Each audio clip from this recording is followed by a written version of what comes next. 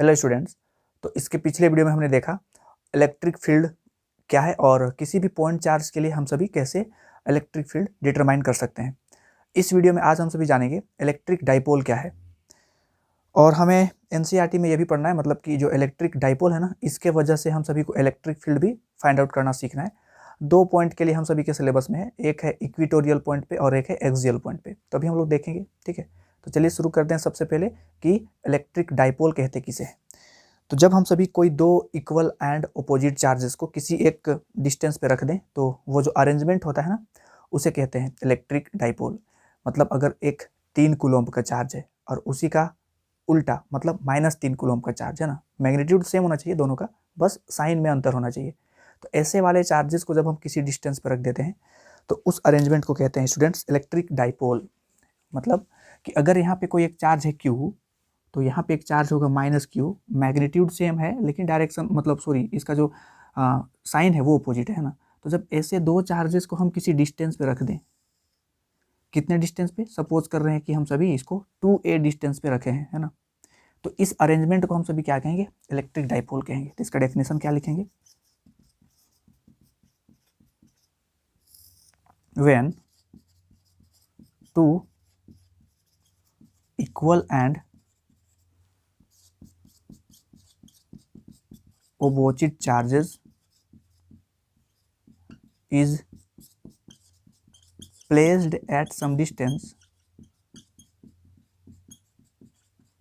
then arrangement thus formed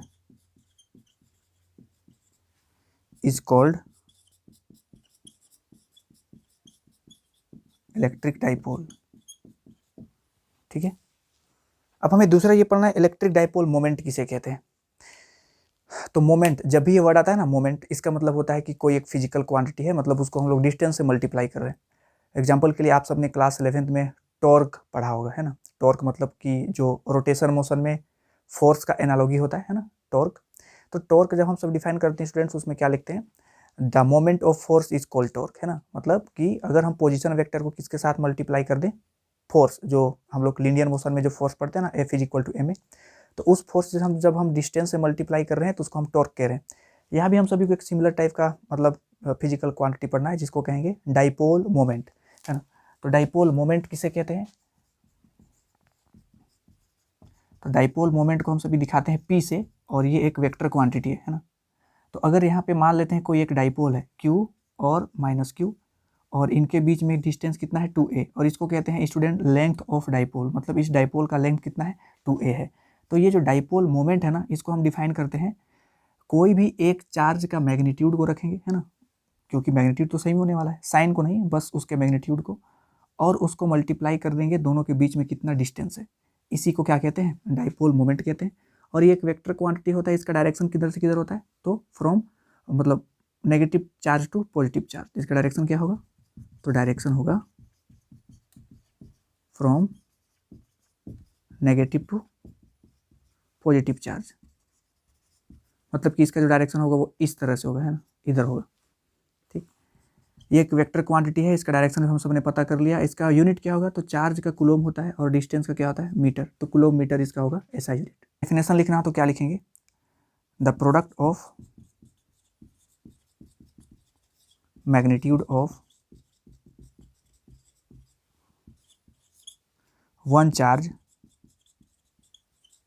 and distance between 2 charges and distance between charge is called electric dipole। ठीक है, actually इसमें 1 charge of dipole लिखना चाहिए, क्योंकि dipole का कोई भी एक चार्ज का मैग्नीट्यूड रख रहे हैं ना, तो 1 charge of dipole and distance between charge is called electric dipole. मतलब डाइपोल के बीच में जो डिस्टेंस होगा उसको, और इनमें से कोई भी एक चार्ज का मैग्नीट्यूड को जब मल्टीप्लाई करते हैं तो इसी के प्रोडक्ट को क्या कहते हैं स्टूडेंट्स, इलेक्ट्रिक डाइपोल कहते हैं। और इसका यूनिट क्या है, इसका यूनिट है किलोमीटर। ठीक है, अब चलिए हम सभी ये देखते हैं कि किसी भी ये जो डाइपोल है, इस डाइपोल के वजह से हम सभी को इलेक्ट्रिक फील्ड पता करना है 2 पॉइंट्स पे। एक होगा एक्सियल पॉइंट और एक होगा इक्वेटोरियल पॉइंट, है ना। एक्चुअली में इसको हम लोग जनरल पॉइंट के लिए भी निकालना मतलब हम लोग को था, लेकिन इस सिलेबस में हम सभी का नहीं है ना, तो हम लोग एनसीईआरटी के सिलेबस के अकॉर्डिंग चलेंगे। तो हेडिंग देंगे आप सभी electric field due to dipole.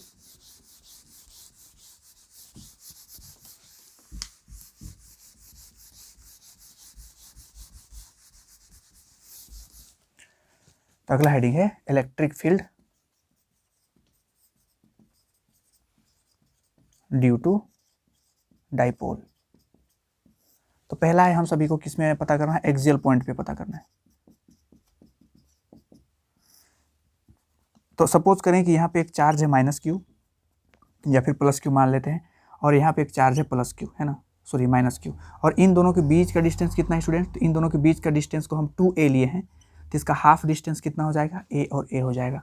तो हम सभी को इसके मिड पॉइंट से r डिस्टेंस पे जा करके एक पॉइंट है ना, इस डाइपोल के एक्सिस के सीधा में, है ना, और इस पॉइंट पे हमको क्या चाहिए, इलेक्ट्रिक फील्ड चाहिए, ठीक है, इसीलिए इस पॉइंट को हम एक्सियल पॉइंट कह रहे हैं। तो क्या करेंगे, सबसे पहले माइनस क्यू की वजह से यहाँ पे कितना होगा इलेक्ट्रिक फील्ड वो कैलकुलेट करेंगे, फिर प्लस क्यू की वजह से, और दोनों को क्या करेंगे, वेक्टरली दोनों को जोड़ देंगे। तो इसके पहले आप सभी को एक बात रिवाइज करना पड़ेगा कि सपोज करें कि यहाँ पे कोई एक चार्ज क्यू है ना, तो इस चार्ज के वजह से अगर हम सभी को पता करना हो कि इस पॉइंट पे कितना इलेक्ट्रिक फील्ड है, इस पॉइंट पे कितना है, तो क्या करते हैं, तो देखते हैं, सपोज करें कि हमको r डिस्टेंस पे चाहिए, तो इस पॉइंट पे इलेक्ट्रिक फील्ड का फॉर्मूला क्या रहता है स्टूडेंट्स, तो E = K, मतलब कि 1/4πε0, और जिस चार्ज के वजह से निकालना है वही चार्ज डिवाइडेड बाय जितने डिस्टेंस में निकाल रहे हैं उसका स्क्वायर।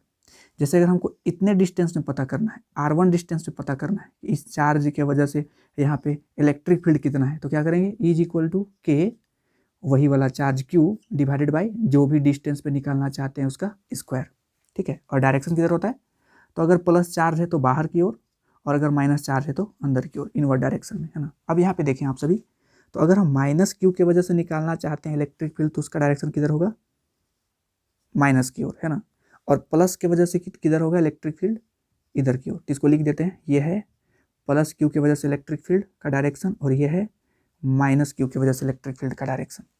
अब यहाँ पे अगर हम सबको E+Q निकालना है, मतलब कि पॉजिटिव चार्ज के वजह से कितना होगा इलेक्ट्रिक फील्ड, तो वो क्या होगा स्टूडेंट्स, तो वो होगा K, यही वाला चार्ज Q डिवाइडेड बाय यहाँ से लेकर के यहाँ तक का डिस्टेंस, है ना, तो कितना होगा वो, तो देखें आप सभी, यहाँ से लेके यहाँ तक तो R है, और हमको एक्स्ट्रा कितना चलना पड़ा, A, तो R+A डायरेक्शन हो जाएगा। तो इसको लिखेंगे R+A का होल स्क्वायर, क्योंकि नीचे डिस्टेंस के स्क्वायर रखते हैं। तो ये प्लस क्यू की वजह से इलेक्ट्रिक फील्ड आया। सिमिलरली अगर माइनस क्यू की वजह से इलेक्ट्रिक फील्ड लिखना है तो वो क्या लिखेंगे, K divided by minus Q से लेकर के इस पॉइंट तक का डिस्टेंस, तो वो कितना है, तो आप सभी देखो, तो यहाँ से यहाँ तक डिस्टेंस कितना है, R है, और हमको ये डिस्टेंस चाहिए, तो R में से A को क्या करना पड़ेगा, इस A को हटा देना पड़ेगा, है ना, तो ये होगा R-A का होल स्क्वायर। अब एक वेक्टर आप सभी देखो, एक वेक्टर इधर है और एक वेक्टर इधर है, तो दोनों के बीच का एंगल कितना है, 180 डिग्री है ना। तो जब भी कोई दो वेक्टर अपोजिट डायरेक्शन में होते हैं ना, तो हम उन दोनों वेक्टर्स का मैग्नीट्यूड कैसे निकालते हैं, दोनों को माइनस करके। जैसे अगर इधर है 3 न्यूटन का फोर्स और इधर है 5 न्यूटन का फोर्स, है ना, तो नेट रिजल्टेंट फोर्स कितना होगा स्टूडेंट्स, 5 - 3 2 न्यूटन, किधर की ओर, जिधर बड़ा है उधर की ओर, है ना, मतलब जिधर का फोर्स का मैग्नीट्यूड ज़्यादा है उस ओर। तो आप सभी देखो, तो इस ओर है प्लस क्यू की वजह से इलेक्ट्रिक फील्ड, और इस ओर है माइनस क्यू की वजह से इलेक्ट्रिक फील्ड, है ना। तो आप दोनों को माइनस करेंगे नेट इलेक्ट्रिक फील्ड निकालने के लिए। तो नेट इलेक्ट्रिक फील्ड निकालने के लिए जब माइनस करेंगे तो बड़ा वाला को पहले लिखेंगे, छोटे वाले को बाद में लिखेंगे। आप सभी बताओ इन दोनों में से बड़ा कौन है, तो देखो आप सभी, नीचे R+A है, यहाँ पे R-A है ना, तो नीचे जो चीज़ जितना छोटा होता है ओवरऑल उसको उतना बड़ा कहते हैं ना, तो मतलब सबसे बड़ा ये हुआ, फिर ये होगा छोटा, तो लिखेंगे यहाँ पे E-Q - E+Q। अब सबका वैल्यू हम यहाँ पे पुट करेंगे। तो E-Q कितना है, ये है KQ/R-A का होल स्क्वायर, माइनस E+Q कितना है स्टूडेंट्स, तो ये है KQ/R+A का होल स्क्वायर।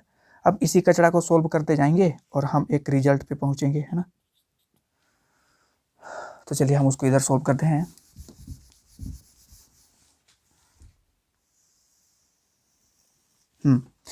तो आप सभी देखो तो के क्यू और के क्यू दोनों में से कॉमन है ना, तो हम इसको क्या करते हैं, बाहर निकाल लेते हैं। तो अंदर में क्या रह जाएगा, 1/r माइनस ए का whole square minus 1/r plus A का whole square is equal to, यहाँ पे से देखो तो आप अगर इसे एलसीएम लेकर के ऐड करोगे तो होगा r प्लस ए का whole square minus r minus A का होल स्क्वायर डिवाइडेड बाई, इसको लिख सकते हैं r माइनस ए और r प्लस ए इस पूरे का होल स्क्वायर, है ना, क्योंकि यहाँ भी और यहाँ भी स्क्वायर है। आगे अगर फर्दर सोल्व करें तो ये क्या होगा, आप सब देख सकते हो a प्लस बी का होल स्क्वायर में इसको हम ब्रेक करेंगे तो होगा a square plus B square plus 2ab minus A square plus होता, लेकिन ये माइनस के चलते क्या हो जाएगा, minus B square plus 2ab whole divided by, आप इसे देख सकते हो a माइनस बी और a प्लस बी है तो इसको लिख सकते हैं a square minus B square इस पूरे का होल स्क्वायर, है ना। तो ये हो गया के क्यू, एक आर स्क्वायर से एक आर स्क्वायर कैंसिल हो गया और ए स्क्वायर से ए स्क्वायर, तो बचा कितने स्टूडेंट्स, 2ar और 2ar कितना हो जाएगा, 4ar divided by R square minus A square का होल स्क्वायर, ये आ रहा है नेट इलेक्ट्रिक फील्ड। अब आप सभी देखो तो ये 4 को हम क्या लिख सकते हैं, इस 4 को हम लिख सकते हैं ऐसे, 2 into 2 into K into Q into A into R, है ना। बस ऊपर वाला को तोड़ ताड़ के लिखे हैं जानबूझ के, क्यों, क्योंकि 2QA को क्या बोल सकते हैं, P बोल सकते हैं, डाइपोल मोमेंट बोल सकते हैं, है ना। तो उसका आंसर क्या हो जाएगा, 2 ये वाला K और 2QA को क्या लिख रहे हैं, P लिख रहे हैं और ऊपर में R है whole divided by R square minus A square का पावर 2, ये निकला है नेट इलेक्ट्रिक फील्ड, है ना। ठीक है, तो ये आया हमारा आंसर, नेट इलेक्ट्रिक फील्ड कहाँ पे, एक्सियल पॉइंट पे।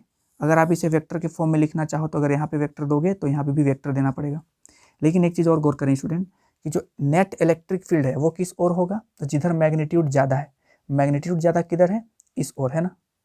और डाइपोल मोमेंट का डायरेक्शन किधर है, माइनस क्यू से प्लस क्यू, तो दोनों सेम डायरेक्शन में है तो ठीक है, वरना अगर यहाँ पे उल्टा डायरेक्शन होता तो यहाँ पे हम लोग को माइनस देना पड़ता। अब इसको थोड़ा हम लोग को स्पेशल केस के लिए लिखना पड़ता है कि क्वेश्चन पूछा जाता है कि व्हेन, जब ये r जो है वो बहुत बहुत बहुत बड़ा है किससे, a से, मतलब ये जो डिस्टेंस है वो बहुत बड़ा हो इस a से, तो हम क्या कर सकते हैं, इस a को नेगलेक्ट कर सकते हैं। तो यहाँ में से जो नेट इलेक्ट्रिक फील्ड है उसका फॉर्मूला क्या बन जाएगा, ये बन जाएगा 2kp, और यहाँ में से a को अगर हटा दें तो r का पावर 4 होगा और ऊपर से एक r है, कट करके क्या बचेगा, r का पावर 3। तो ये हुआ इलेक्ट्रिक फील्ड का एक्सप्रेशन, किसके लिए, डाइपोल के लिए, जब हम एक्सियल पॉइंट पे निकालते हैं मिड पॉइंट से। ठीक है, अब एक क्वेश्चन और है इसमें कि हम सभी को डाइपोल के वजह से इक्वेटोरियल पॉइंट पे पता करना है कि इलेक्ट्रिक फील्ड कितना होगा। तो हमने अभी इलेक्ट्रिक फील्ड कितना पता किया स्टूडेंट, तो E is equal to 2kp/r³ है ना। ठीक है, किसके लिए, एक्सियल पॉइंट के लिए, तो उसको हम यहाँ पे लिखते हैं A, पता करने के लिए कि ये इलेक्ट्रिक फील्ड डाइपोल की वजह से एक्सियल पॉइंट पे है। अगर यहाँ पे वेक्टर देना चाहें तो दे भी सकते हैं। अगला है हम सभी को कि इलेक्ट्रिक फील्ड पता करना है एट इक्वेटोरियल पॉइंट, है ना, इक्वेटोरियल पॉइंट, या फिर इसी को कहते हैं ब्रॉड साइड ऑन पोजीशन। ठीक है, मतलब कि यहाँ पे मान लेते हैं माइनस क्यू चार्ज है और यहाँ पे प्लस क्यू चार्ज है और इनका लेंथ 2a हम मानते हैं, तो इसका मिड पॉइंट के वजह से दोनों के साइड में क्या हो जाएगा, a हो जाएगा। अभी हमको क्या करना है, r डिस्टेंस जाना है परपेंडिकुलरली इसके मिड पॉइंट से, है ना, और इस पॉइंट पे सपोज करें इस पॉइंट को a मान रहे हैं, इस a पॉइंट पे हमको इलेक्ट्रिक फील्ड चाहिए। ठीक है, इस अरेंजमेंट की वजह से, तो हम क्या करेंगे, पहले माइनस क्यू की वजह से हम इलेक्ट्रिक फील्ड निकालेंगे। तो अगर हम इसको कनेक्ट करें और इसको भी कनेक्ट करें, ठीक है, तो पाइथागोरस थ्योरम से आप सब देखो कि ये एक राइट एंगल ट्रायंगल है, तो इसको हम क्या लिख सकते हैं स्टूडेंट्स, इसको लिख सकते हैं r square plus A square. Similarly ये भी कितना हो जाएगा, r square plus A square. ठीक है, तो माइनस क्यू की वजह से इलेक्ट्रिक फील्ड किधर होगा, इधर की ओर, इसको हम लिखते हैं ई माइनस क्यू, और प्लस क्यू की वजह से इलेक्ट्रिक फील्ड किधर होगा, बाहर की ओर, जिसका वैल्यू होगा ई प्लस क्यू, है ना। अब चलिए इसका वैल्यू निकालते हैं। तो ई माइनस क्यू कितना होगा स्टूडेंट्स, तो ई माइनस क्यू होगा के क्यू डिवाइडेड बाई ये वाला डिस्टेंस की स्क्वायर, ये डिस्टेंस कितना है R square plus A square का रूट अंडर, तो उसके स्क्वायर करेंगे तो रूट हट जाएगा, है ना। सिमिलरली अगर ई प्लस क्यू की वजह से हम लोग को इलेक्ट्रिक फील्ड निकालना है तो क्या होगा, तो लिखेंगे के क्यू डिवाइडेड बाई दोनों के बीच का डिस्टेंस का स्क्वायर, मतलब कि R square plus A square, है ना। आप सभी देखो तो एक वेक्टर इधर है और एक वेक्टर इधर है, लेकिन इनके बीच का एंगल हमको ये पता नहीं है, तो चलिए इस एंगल को हम पता करते हैं। तो क्या करें, सपोज करें कि एंगल थीटा है ना, तो ये एंगल भी थीटा हो जाएगा। क्यों, क्योंकि आप सब देखो कि ये एक क्या है, इसका दो साइड सेम है ना, तो अगर ये दो साइड सेम होंगे तो ये एंगल भी सेम होता है। तो अब हमको ये एंगल पता करना है, तो अगर हम इसके पैरेलल ये लाइन लें, तो अगर ये थीटा है स्टूडेंट्स तो ये भी थीटा होगा, है ना। आप सभी को पता होगा ये एंगल और ये एंगल क्या होता है, सेम होता है। अगर ये दोनों पैरेलल है तो इसके पैरेलल ही हम साइड लिए। सिमिलरली अगर हम इस ओर प्रोसीड करें तो ये अगर थीटा है तो ये भी क्या होगा, थीटा होगा। एक चीज़ और आप सभी जानते होंगे, ये एंगल और ये एंगल सेम होता है, मतलब कि ये एंगल भी कितना होगा, थीटा होगा। तो ये भी थीटा और ये भी थीटा, मतलब कि ये दोनों क्या हो गया, 2 थीटा हो गया, है ना। यहाँ से लेकर के यहाँ तक एंगल कितना है, 2 थीटा है। मतलब ये कि हमें एक वेक्टर इस ओर दिया गया है, एक वेक्टर इस ओर दिया गया है और एक वेक्टर इस ओर दिया गया है, और इन दोनों के बीच का एंगल कितना है स्टूडेंट्स, 2 थीटा, और इसका वैल्यू है, देखिए आप सभी की ई माइनस क्यू का वही मैग्नीट्यूड है जितना ई प्लस क्यू का है। तो हम माइनस क्यू और प्लस क्यू ना लिख करके सिंपली हम उसको ई कहते हैं, ठीक है, ताकि हम कैलकुलेशन जो हो आसान हो। तो एक वेक्टर इधर है, एक वेक्टर इधर है, दोनों के वजह से जो रिजल्टेंट वेक्टर निकलेगा वो इस ओर निकलेगा, कितना एंगल बना करके, तो थीटा एंगल बना करके। ये हम लोग डायरेक्टली बोल सकते हैं, क्योंकि अगर वेक्टर का मैग्नीट्यूड सेम होता है ना, तो वो जो रिजल्टेंट है वो हाफ एंगल बना करके बाहर निकलता है ना। तो ये नेट इलेक्ट्रिक फील्ड हम सभी को क्या करना है, पता करना है। तो इलेक्ट्रिक फील्ड नेट कितना होगा स्टूडेंट्स, तो ये होगा रूट अंडर, क्या करते हैं, A square plus B square plus 2ab cos theta करते हैं ना, दो वेक्टर्स के लिए। तो ये होगा ई स्क्वायर, बी का वैल्यू भी है E square plus 2 into E into cos 2 theta, क्योंकि दोनों के बीच में प्रीवियसली कितना एंगल था, 2 थीटा, है ना। अब अगर इसे आगे सोल्व करें तो इसको क्या लिख सकते हैं, ई स्क्वायर और ई स्क्वायर कितना हो गया, 2 टाइम्स ऑफ ई स्क्वायर। देखें आपसे भी यहाँ भी 2 टाइम्स ऑफ ई स्क्वायर है, तो यहाँ में से कॉमन निकालेंगे तो क्या बचेगा, 1 प्लस कोस 2 थीटा। कैसे कि हम सभी इसको ई स्क्वायर और ई स्क्वायर कितना होगा, 2 टाइम्स ऑफ ई स्क्वायर, और यहाँ भी 2 टाइम्स ऑफ ई स्क्वायर है, दोनों में से 2 ई स्क्वायर को बाहर कॉमन निकाले हैं तो ये अंदर में बचेगा। अब आप सभी को ट्रिगोनोमेट्री में एक फॉर्मूला याद करना पड़ेगा, है ना। वैसे आप 11th क्लास में इसको पढ़े भी होंगे कि 1 प्लस कोस 2 थीटा, इसको क्या लिख सकते हैं, 2 कोस स्क्वायर थीटा, है ना, ये लिखते हैं। तो अगर उसको हम पुट करें तो ये जो नेट इलेक्ट्रिक फील्ड है उसका एक्सप्रेशन क्या हो जाएगा, तो ये हो गया 2 इंटू ई स्क्वायर, और 1 प्लस कोस 2 थीटा को क्या लिख सकते हैं, 2 इंटू कोस स्क्वायर थीटा। तो 2 और 2 रूट से बाहर आ जाएगा, ई स्क्वायर ई बन के बाहर आएगा, और cos square theta cos theta बन के बाहर आएगा, है ना। ये निकल रहा है नेट इलेक्ट्रिक फील्ड। 2 इंटू ई का वैल्यू कितना है स्टूडेंट्स, तो ई का वैल्यू आप सभी इन दोनों में से कोई भी एक वैल्यू रख दो, तो ये होगा K Q divided by R square plus A square. अब साथ में कोस थीटा है, तो अब इसमें से कोई भी एक ट्रायंगल उठा लो, है ना। तो इस ट्रायंगल से अगर आप कोस थीटा लिखोगे तो क्या होगा, कोस थीटा होता है बी बाई एच, मतलब बेस अपॉन हाइपोटेन्यूस। तो ये होगा A by R square plus A square का रूट होता है, लेकिन हम यहाँ पे पावर 1/2 लिख सकते हैं ना, मतलब कि कोस थीटा के प्लेस पे क्या लिख सकते हैं, A by R square plus A square का पावर 1/2। तो जो इलेक्ट्रिक फील्ड का वैल्यू आया वो हम सभी का ये आया 2 क्यू ए, और के को हम यहाँ पे लिखते हैं, है ना, डिवाइडेड बाई, देखो आप सभी तो R square plus A square का पावर 1 है और यहाँ पे 1/2 है, तो ये हो गया R square plus A square का पावर 3/2, है ना। और इसे 2 क्यू ए को हम क्या लिख सकते हैं, पी लिख सकते हैं, डाइपोल मोमेंट, है ना। तो ई नेट क्या आ रहा है, ई नेट आ रहा है K P by R square plus A square का पावर 3/2, है ना। तो अगर हम यहाँ पे वेक्टर देना चाहते हैं तो यहाँ भी हम सभी को क्या देना पड़ेगा, वेक्टर देना पड़ेगा। अब इसमें आप सभी एक चीज़ गौर करें स्टूडेंट, नेट इलेक्ट्रिक फील्ड का डायरेक्शन इधर की ओर है और डाइपोल मोमेंट का डायरेक्शन इधर है, दोनों आपस में उल्टा उल्टा, है ना। तो यहाँ पे वेक्टर देंगे, साथ में माइनस भी लगाएंगे ताकि पता चले कि इलेक्ट्रिक फील्ड का डायरेक्शन डाइपोल मोमेंट के डायरेक्शन से उल्टा है, ठीक है, अपोजिट डायरेक्शन में, तो माइनस देंगे। अब अगर इसमें हम स्पेशल केस बनाना चाहें, मतलब कि अगर आर बहुत ही बड़ा हो, किससे, ए से, तो हम ए को नेगलेक्ट कर सकते हैं। तो जो इलेक्ट्रिक फील्ड का फॉर्मूला बन जाएगा वो क्या बनेगा, तो E net is equal to minus K P vector divided by, A को हटाएंगे तो आर स्क्वायर का पावर कितना हो जाएगा, आर स्क्वायर का पावर 3/2 होगा। तो 2 से 2 कैंसिल होकर आर टू द पावर कितना बचेगा, 3। तो आप सभी देखो, तो नेट इलेक्ट्रिक फील्ड है ना, वो आ रहा है kp/r³, उसका मैग्नीट्यूड है ना। और जब हम एक्सियल पॉइंट पे निकाले थे तो आंसर क्या आया था, 2 × kp/r³। तो यहाँ में से आप एक चीज गौर कर सकते हो, ये किसके लिए निकला है, तो ये निकला है, इसको हम यहाँ पे लिख देते हैं, यह है इक्विटोरियल पॉइंट पे, तो इसको छोटा से नीचे ई लिख रहे हैं, पता चलेगा कि इक्विटोरियल पॉइंट के लिए इलेक्ट्रिक फील्ड है। ये कितना है, इसका मैग्नीट्यूड kp/r³। ठीक, तो आप सभी यहाँ पे देखो, तो जो एक्सियल वाला इलेक्ट्रिक फील्ड है वो कितना आया है, 2 × k × p/r³ है ना। वेक्टर नहीं दे रहे हैं, मतलब मैग्नीट्यूड का बात किया जा रहा है यहाँ पे। तो ई ए इज इक्वल टू कितना होगा, 2। आप सभी देखो स्टूडेंट, तो ये जो kp/r³ है ना, इस पूरे की जगह पे हम क्या लिख सकते हैं, electric field due to equatorial point है ना। तो इस चीज़ को याद करके रखोगे कि एक्सियल पॉइंट पे इलेक्ट्रिक फील्ड इक्विटोरियल पॉइंट पे जो इलेक्ट्रिक फील्ड होगा उसका डबल होता है ना। तो ये था electric field due to dipole, और डाइपोल मोमेंट क्या होता है, और डाइपोल किसे कहते हैं। ठीक है, तो चलिए इससे रिलेटेड कुछ और भी क्वेश्चन सोल्व करते हैं। एक क्वेश्चन सोल्व कर लेते हैं डाइपोल मोमेंट से रिलेटेड है ना। ये तो इलेक्ट्रिक फील्ड था कि डाइपोल की वजह से इलेक्ट्रिक फील्ड किस तरह से डिटरमाइन करते हैं। हम सभी को 2 पॉइंट्स के लिए पढ़ने थे, तो हमने पढ़ लिया, एक इक्विटोरियल पॉइंट और एक एक्सियल पॉइंट। ठीक है,